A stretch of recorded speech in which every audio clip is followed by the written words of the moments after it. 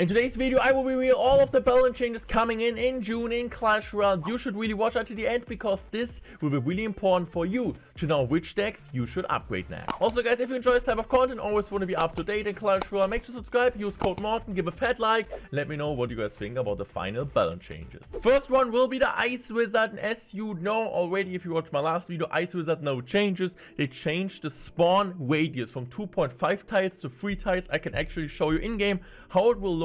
Absolutely cool. I think it's nothing really too big.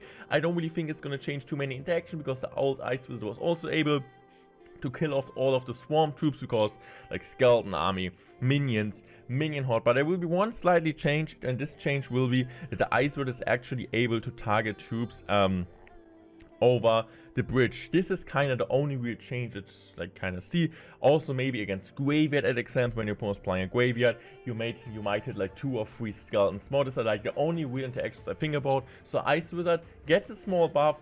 I honestly don't really know what to think about it because I feel like Ice Wizard is really solid, but overall I can't complain about this one. Next up we got the Night Witch, and Night Witch was actually planned by Supercell, changing the death spawn or bringing death spawn bats back. They wanted to bring back 2. You guys gave the feedback that it might be too strong, it might be too annoying. Besides the golden players, they said it was like they want to see like 10 death spawn bats. But so they actually went into the middle, and as you guys can see here, when the Night Witch dies, it will be just 1 death spawn bat. Actually looks really weird. To be fair, I mean we're not really like used to it. I don't know, was it like back in the days even like 4 bats? I honestly don't really know. I'm not really remembering that correctly. But at least bring the Night Witch a bit back in this type of meta game, most likely also with Golem. But I personally don't know if that's the right change because I feel like this makes Night Witch really annoying, and I would say maybe it's like better to give her just more damage, the bat spawn in general a bit faster, and not bring the death spawn kind of back in the game, because I feel like personally, out of my experience as a pro player, this is the most frustrating thing about the Night Witch. Next up, Supercell decided to cancel one change. And this is a change you guys were asking a lot about. Why? Why did Supercell plan to change the Baby Dragon? And they just gave the answer, they're not gonna change anymore. So Baby Dragon is not gonna get any change. What they want to do, side range, so it wasn't as easy to kite anymore.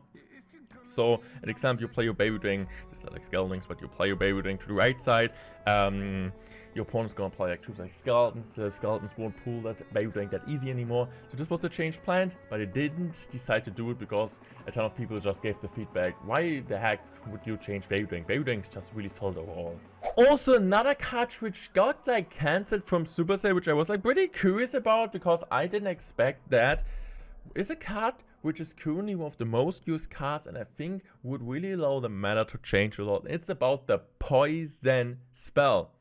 Poison Spell. It's not gonna get changed. What Supercell actually planned, pretty simple. They wanted to reduce the crown tower damage for like 70% because just poison overall was so good. But as you guys can see now in the background, I mean you can't really see anything because it's not gonna get a change. But Supercell decided to not change it and just said, okay, maybe poison's not the problem, maybe there will be less poison. Since like also we kind of need to take a look at like ladder, there's like more fireball in place, but I would say like poison overall is a better spell, but fireball is a synergize as well, like Expo decks, Hawk Rider decks, RG decks, and this is kind of why you play more fireball and ladder than poison, I would personally say. So guys, nothing changed for the Skelly Dragons. Skelly Dragons still increase 5.8% more HP, so I think this is honestly really cool. So there's one huge interaction which is gonna change, which you might know about right now. If you play like an Arrow Zap deck, I mean there's like some Lava decks or like Arrow Snowball, some Graveyard decks.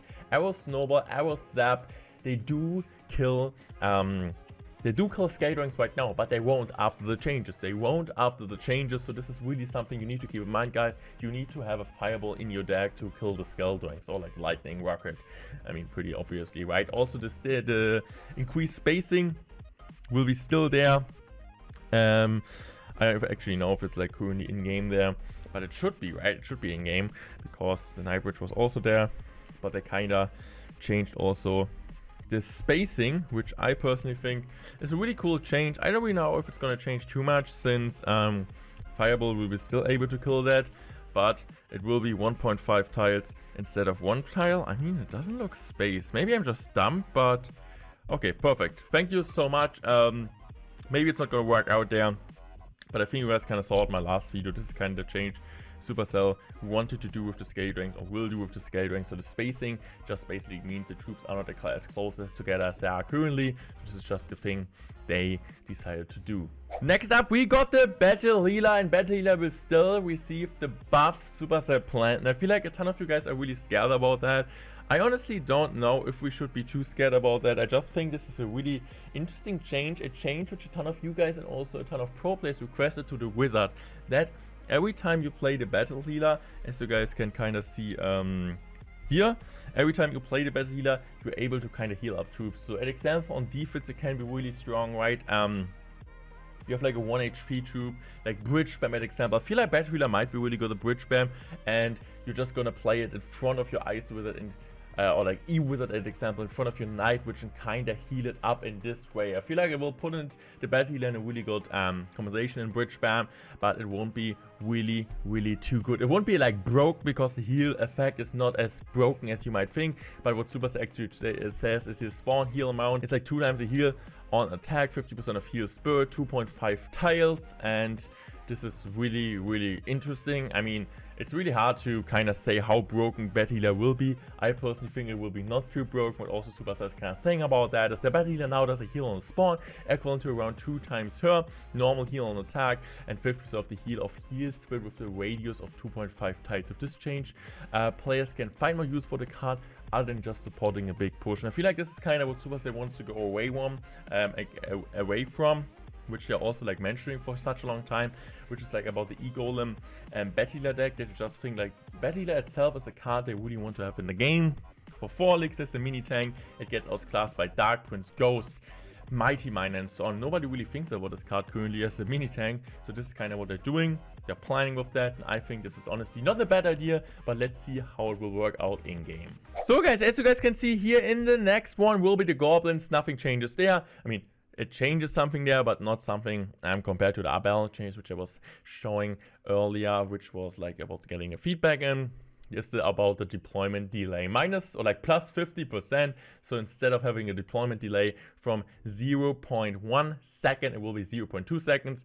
And I mean, it's pretty obvious why they're doing it. It's also what Supercell is saying here. Staggering the deployment of goblins makes them a little less effective at surrounding units, which has become a huge part of the meta in recent weeks, and it kind of takes a bit more time to get DPS on the map, but also sometimes makes it harder, honestly, to pre-log them. Even like pre-log sometimes, it's still already hard. I mean, also like with Goblin Gang, right back in the days, it was so easy to pre-log a Goblin Gang, but right now it's pretty hard because the Goblin deployment spawn is just like completely, or like they really changed it over the years. So I don't know, I feel like it's good change, because honestly, can we stop having Goblins Ice Bird in every single deck?